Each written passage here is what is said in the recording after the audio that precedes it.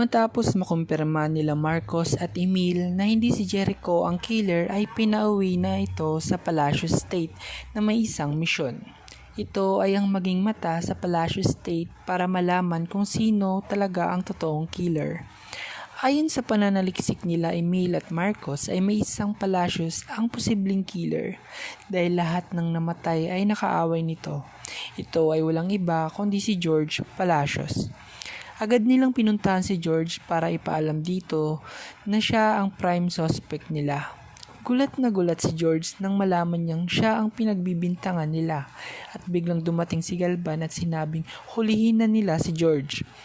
Maya-maya pa ay biglang dinugo si George na ikinagulat nila. Agad na isinugo nila Rebecca at Jericho si George sa ospital at habang nasa labas ng room sila Rebecca ay may isang nurse ang bumati sa kanya at kinamusta ang mga anak nito. Nagtaka si Rebecca dahil wala naman siyang anak.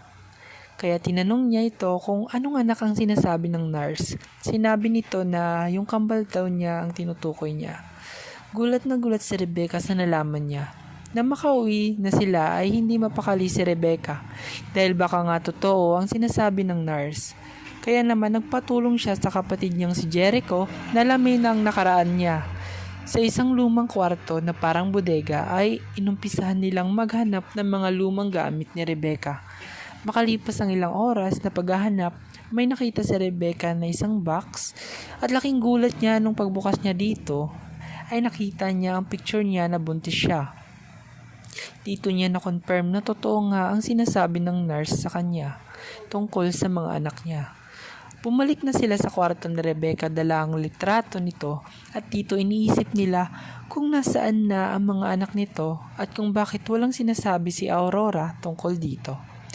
Sa inyong palagay, maaalala na kaya ni Rebecca ang katotohanan sa kanyang nakaraan? At yan ang ating pagkakabangan sa lalang tumitinding mga eksena at kaganapan sa Widow's War.